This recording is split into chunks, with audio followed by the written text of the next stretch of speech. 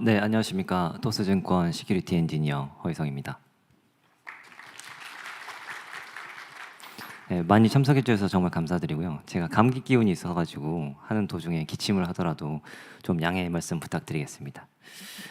우선 이번 세션에서는 토스가 위협을 탐지하는 방식 그리고 그 방법론에 대해서 설명을 좀 드려볼까 합니다. 그냥 설명을 드리기보다는 저희가 한 세션을 이렇게 하나의 시나리오를 따라가면서 우리가 이 시나리오를 어떻게 탐지해야 될까라는 거를 같이 고민하는 시간이 됐으면 더 좋을 것 같습니다. 일단 위협 탐지라는 단어를 보시면 어떤 게 생각나시나요? 여기 지금 배석해 계신 분들 중에 블루 팀도 있으실 거고요. 그리고 SOC나 침해 사고 대응 담당하시는 분들도 있을 겁니다. 이렇게 침해 사고를 담당하다 보면 그 한 번쯤은 고민을 많이 해보셨을 거예요. 사이버 시큐리티뿐만 아니라 이제 컴플라이언스에 대한 위협이라던가 혹은 인플로이나 기업 운영에 대한 각종 보안 위협을 직면하다 보면 이 위협을 어떻게 정의하고 탐지해야 될까라는 고민을 하셨을 것 같습니다. 그래서 아마 많은 분들이 심 기반으로 이제 인하우스 SOC나 혹은 SOC를 운영하고 계실 건데요. 이런 SOC를 운영하다 보면 해결해야 될 문제들이 사실 정말 많죠. 로고 소스는 양이 많고요. 그리고 복잡합니다. 포맷도 맞지 않고 CIM을 맞춰야 되는 번거로움도 존재합니다. 그렇다고 해가지고 보안팀이 위협을 대응해야 되고 탐지해야 되는 영역들이 서비스에만 국한되지 않습니다. 최근 들어서는 내부자, 인플로이 쪽도 문제가 많고요. 그리고 25년도에 일어났던 여러 사건들을 보면 인프라 영역에서도 위협들이 많이 발생하고 있습니다. 그런데 이런 위협을 대응하기 위해서 SOC에서 사실 제한 사항이 많이 있죠. 인적, 물적 제한 사항이 있고 그리고 식별에도 제한 사항이 있습니다. 그리고 탐지한 것들을 코렐레이트 하는 것도 사실 굉장한 어려움으로 다가옵니다. 그래서 이런 것들을 비주얼라이제이션 하는데 굉장히 큰 어려움이 있는데요. 그래서 토스에서는 이러한 문제를 우리 환경과 그리고 수준에 맞게 해결하기 위한 방법론을 하나 만들었습니다. 디텍션 엔지니어링이라는 정의를 사실 기업이나 솔루션 업체에서 조금씩 다르게 사용하는데요. 토스에서는 우리가 위협 탐지 사이클, 그러니까 수집하고 개발하고 분석하고 검증하고 개선하는 이 방법론의 사이클에 대해서 방법론을 만들어서 디텍션 엔지니어링이라고 규정을 하였습니다.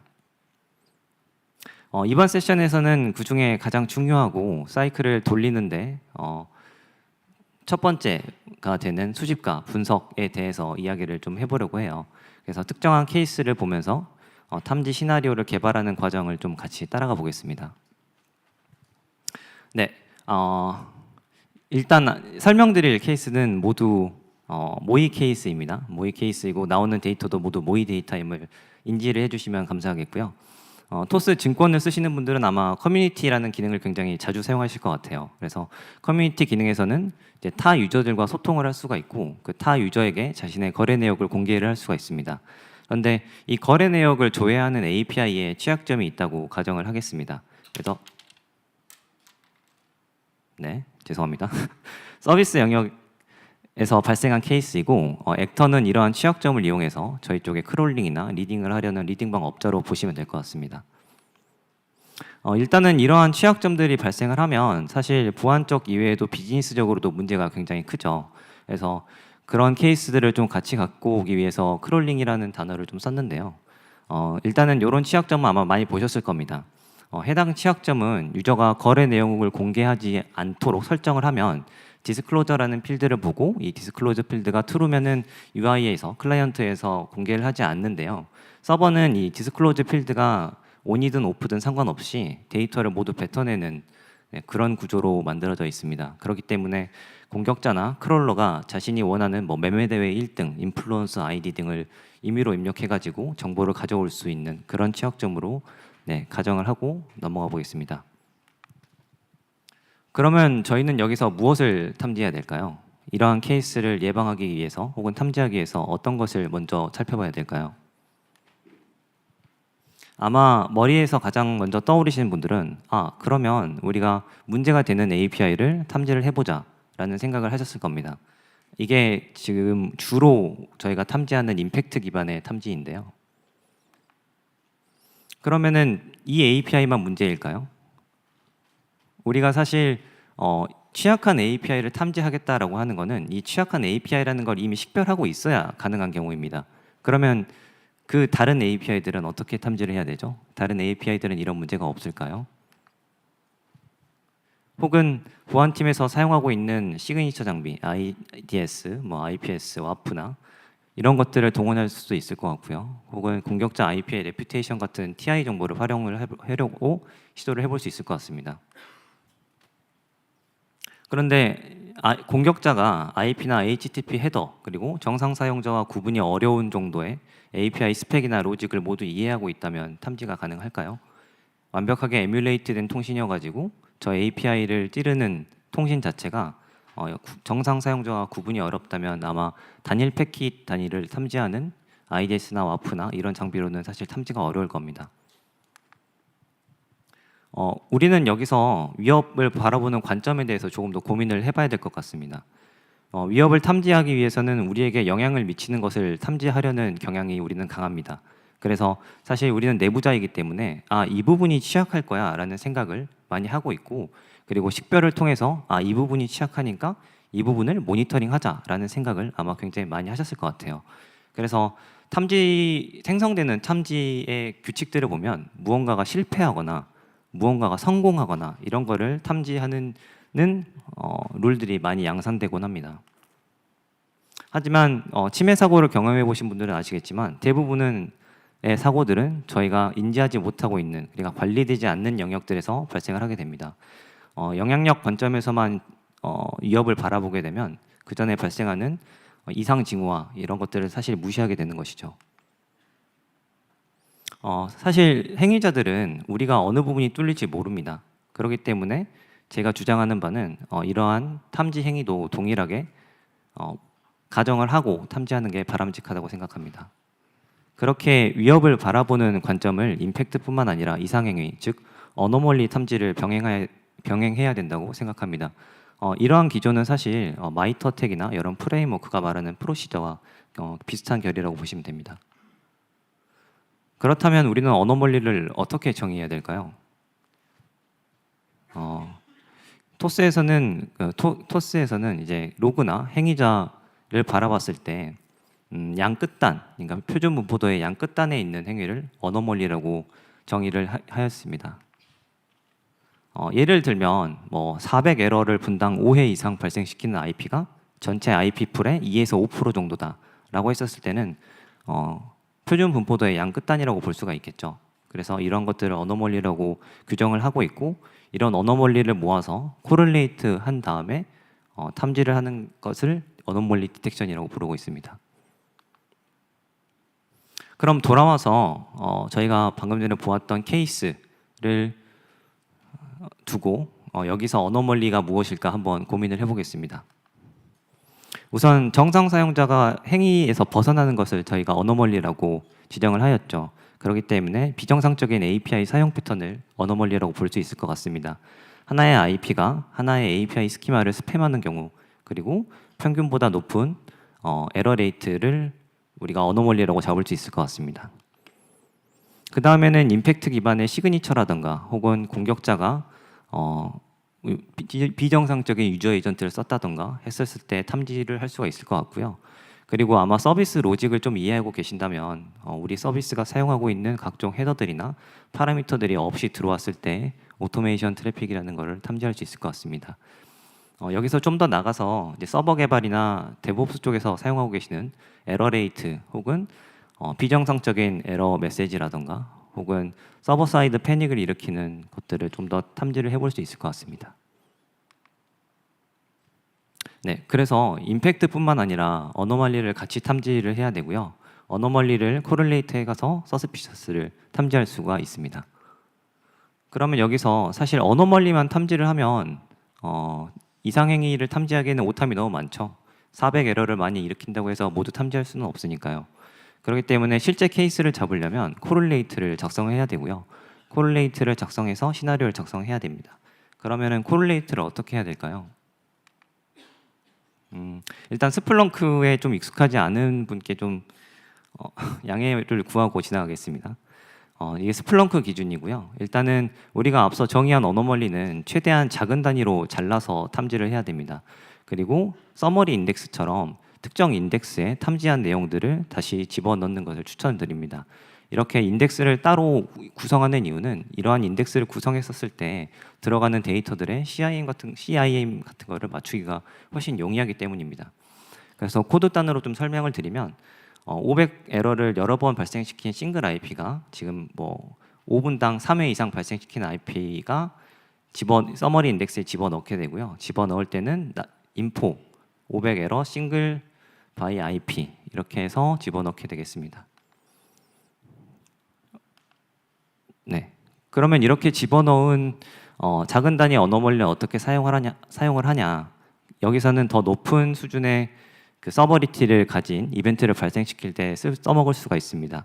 가령 500 에러가 여러 번 발생했고 저희가 제일 처음 탐지했던 게 3회라면 여기서는 10회로 늘려서 좀 더 높은 서버리티로 발생을 시킬 수 있을 것 같고요. 그리고 같은 의미에서 탐지된 IPS나 와프에서 탐지된 거를 소스 IP 기반으로 키를 잡아서 코릴레이트를 하게 되면 인포가 아니라 원인 크리티컬 이벤트를 발생시킬 수 있습니다.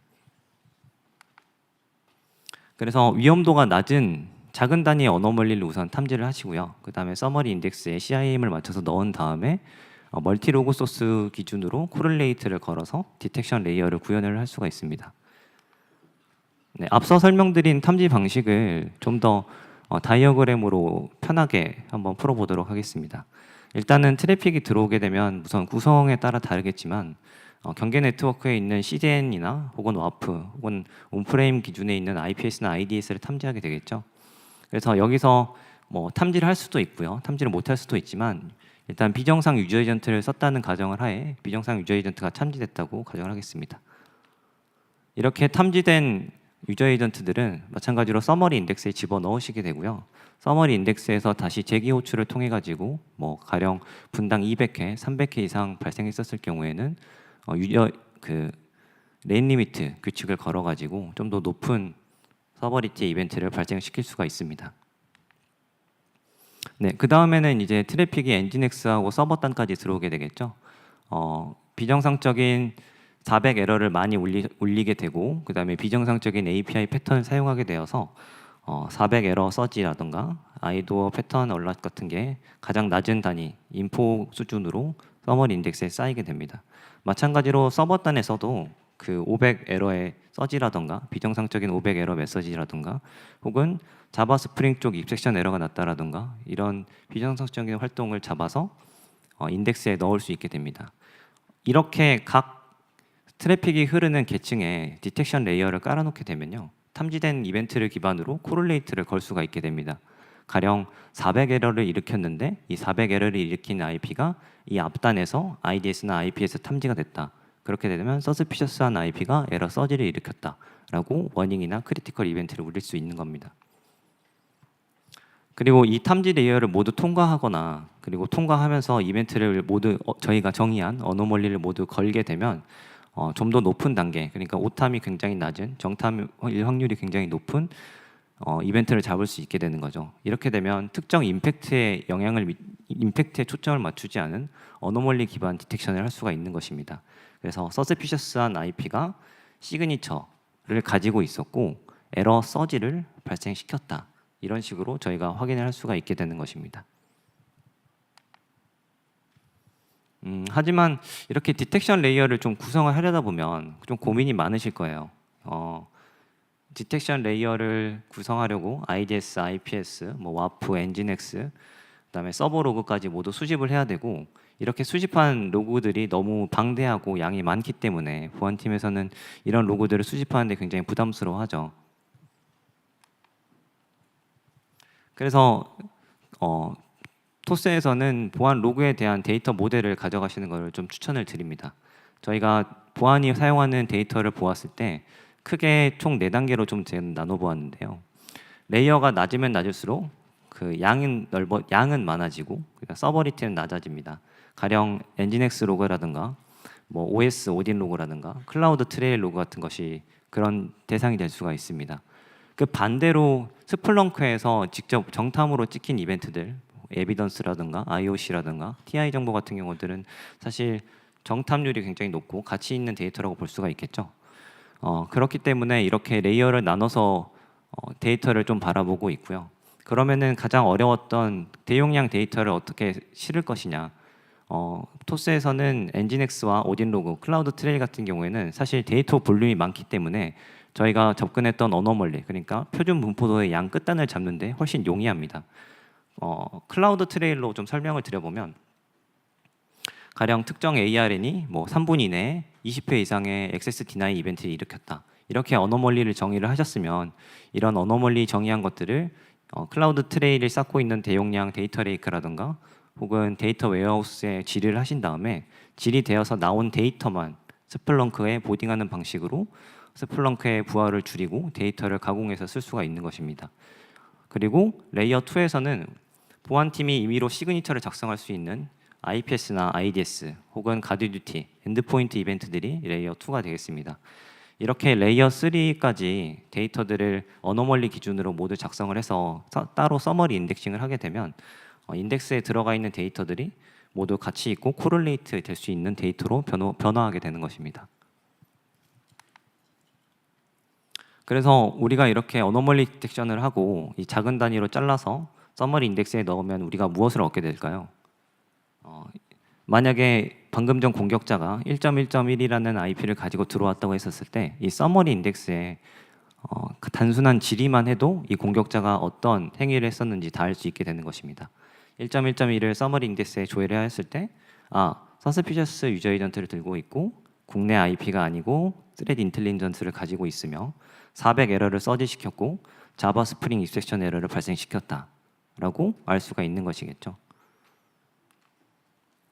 그리고 서머리 인덱스에 CIM을 맞춰놓게 되면 이러한 정보 이외에도 필요한 정보들을 맞춰서 뽑을 수가 있습니다. 패스라던가 유저 에이전트, 에러 메시지라든가 에러 코드, 시그니처 등을 같이 확인할 수 있게 됩니다.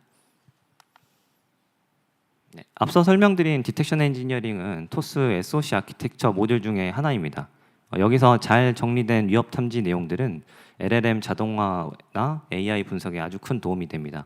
가령 이번 케이스처럼 1.1.1의 공격자가 들어왔었을 때 이 공격자를 사용자가 직접 대응하지 않고 LLM이나 AI가 서머리 인덱스에 단순한 질의를 함으로써 이 과거의 이벤트나 과거의 어노멀리들을 가지고 추론을 해서 더 높은 단계의 이벤트를 올릴 수가 있는 거죠.